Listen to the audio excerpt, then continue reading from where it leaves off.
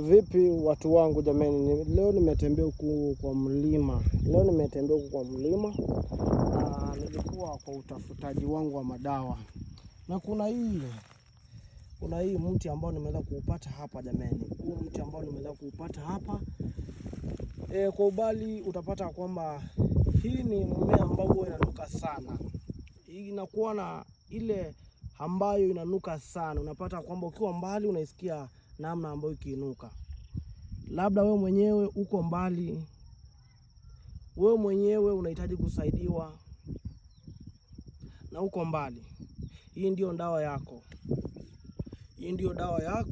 Kama wewe mwenyewe uko na mashida tofauti. Mpenzi ameweza kukuondoka, ameweza kukuachia gharama za kulea watoto, amekuachia. Kuna watu wengine ambao unapata kwamba wameweza kutapeliwa pesa na watu tofauti. Kunao dawa pia nyingine, lakini hii hasa inafanyika kwa mapenzi ama mtu ambaye yuko mbali kumrudisha karibu, hata kama wewe mwenyewe hujaja kwangu.